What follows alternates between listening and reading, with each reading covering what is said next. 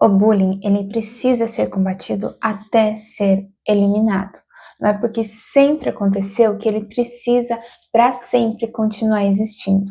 É algo que pode prejudicar o desenvolvimento da criança. E aqui eu vou começar falando desse tema para trazer de forma prática o que a gente pode e o que a gente deve realmente fazer diante de situações como essas, tá bom? Então eu preparei um materialzinho e aqui o tema central desse vídeo é o que fazer e quais são as consequências. Eu busquei uma definição sobre o que é exatamente o bullying. Eu peguei do portal do CNJ, que eles têm um documento, vou deixar o link da referência abaixo aqui no vídeo. E quem escreveu esse documento aqui para o CNJ foi aquela psicóloga que já é muito famosa, talvez alguns de vocês até já conheçam, é a Ana Beatriz Barbosa Silva. E o que ela fala? Que o bullying é um termo que é utilizado para qualificar comportamentos agressivos no âmbito escolar, praticados tanto por meninos quanto por meninas. Os atos de violência, física ou não, ocorrem de forma intencional e repetitiva contra um ou mais alunos que se encontram impossibilitados de fazer frente às agressões sofridas. Tais comportamentos não apresentam motivações específicas ou justificáveis. Em última instância, em último caso, significa dizer que, de forma natural, os mais fortes utilizam os mais frágeis como meros objetos de diversão, prazer e poder, com o intuito de maltratar, intimidar, humilhar e amedrontar suas vítimas. E quais são as formas, de bullying? Eu acho válido ressaltar que não é só a violência física, mas também verbal, física e material, furtar, destruir objetos das pessoas, por isso o material, psicológica e moral, humilhar, excluir, sexual ou virtual, que é o cyberbullying, que agora com a internet também tem, tem mais com os adolescentes, mais do que com as crianças, mas com algumas crianças também acontece. Então essa é uma definição para a gente saber exatamente do que a gente está falando. Bom, e para a gente tratar das questões das consequências, o que a gente tem que fazer diante de uma situação como essa, é importante que a gente entenda que a gente tem 3 atores principais para trabalhar dentro desse contexto, que são a família, a sociedade, que aqui a gente vai representar a escola, tá? Mas não é só a escola, é todo mundo que presencia esse tipo de coisa. Então, os educadores, os funcionários da escola, outros pais e o poder público, que aqui está representado pelo Conselho Tutelar e o Ministério Público. Essas 3 esferas são, sim, responsáveis pelas crianças e pelos adolescentes. E, de verdade, tudo começa pela família. A família, ela tem o dever de cuidar das crianças, dos adolescentes, e cuidar também para que elas sejam boas pessoas com os outros, boas pessoas para a sociedade em geral.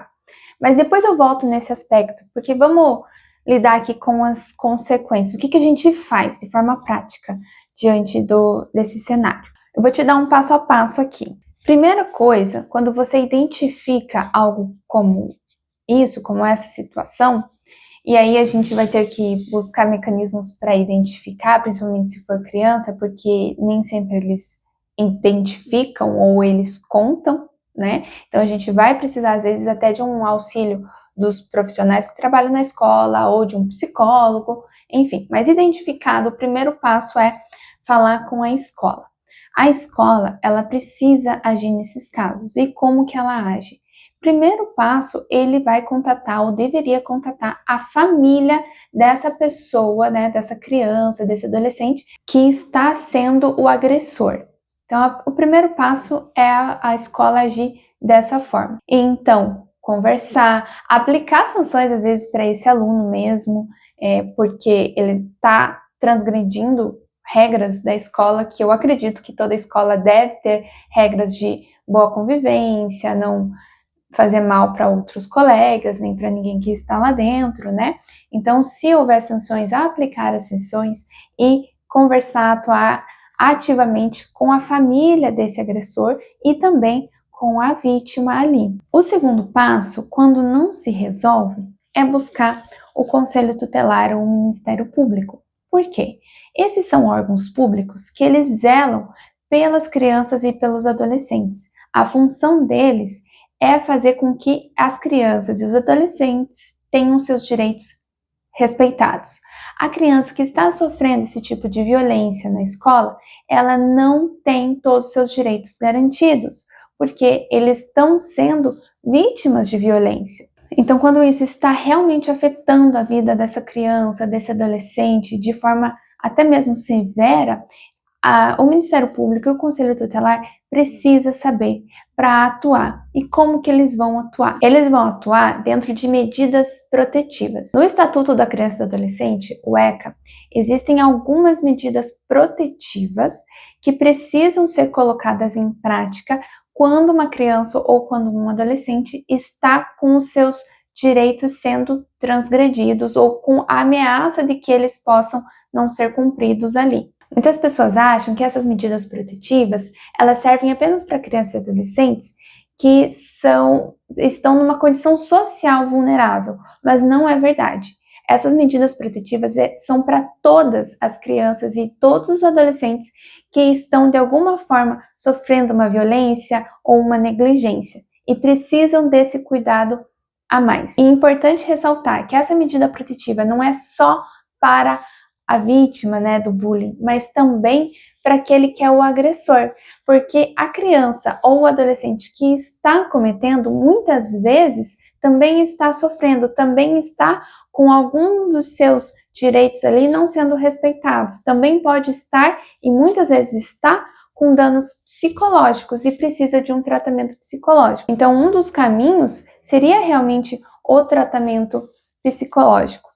Mas vamos continuar aqui. E quanto tempo esperar para a gente poder agir? Falar com a escola, falar com o Ministério Público, com o Conselho Tutelar? O mínimo possível. O atendimento precoce é a regra. Inclusive, também está lá no Estatuto da Criança e do Adolescente, o ECA. A gente precisa agir, tanto como família, quanto como escola, como poder público, de forma precoce. É a mínima intervenção, é o que for necessário ali para resolver o problema, mas de uma forma precoce. Não esperar que essa situação se torne algo maior, algo que vai prejudicar ainda mais essa criança e esse adolescente. Se está afetando de verdade, se está acontecendo uma violência, precisa agir. Não esperar que isso se torne algo maior. Porque provavelmente, se você é a família dessa criança, desse adolescente que está sendo vítima e já sabe disso, é porque já está num patamar ali que precisa de uma atenção. A falar com a escola imediatamente quando souber. Isso é o primeiro passo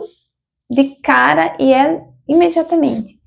Não resolveu, continua, está prejudicando ainda mais, cada vez mais essa criança e esse adolescente, e não resolveu ali a conversa com a escola ou com a família do agressor, precisa sim contatar o poder público. E aqui eu coloquei o tema danos psicológicos. Como eu já falei, quem sofre o bullying pode ter danos psicológicos e precisar de tratamento psicológico, seja ele um encaminhamento para um tratamento de uma forma gratuita e pública, para quem não tem condições de pagar, seja um tratamento pago. Mas quem pratica também provavelmente vai precisar desse tratamento psicológico, para entender o que não deve fazer, o que deve fazer. Então, essa parte psicológica, ela é importante para ambos os lados. E aqui a gente volta para o tema família. A família, ela é muito importante. Muito, muito, muito, muito importante mesmo. O papel da família em ambos os casos, tanto a família da vítima quanto a família do agressor, é muito importante. Porque elas precisam atuar ativamente para combater esse tipo de coisa. Essas atitudes ruins é de cortar o coração. E eu sei o quão difícil é para as famílias também. Mas as famílias precisam atuar para combater isso.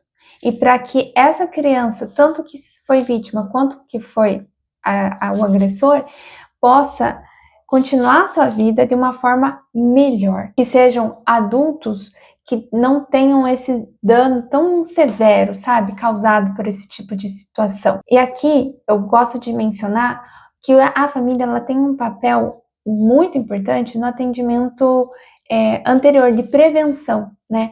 Prevenção a esse tipo de coisa. Ensinando as crianças de forma consistente sobre os valores e sobre resolução de conflitos não violenta. E até para concluir sobre a atuação da família ser muito importante, eu preciso aqui mencionar que além de ser muito importante, a família também é responsável.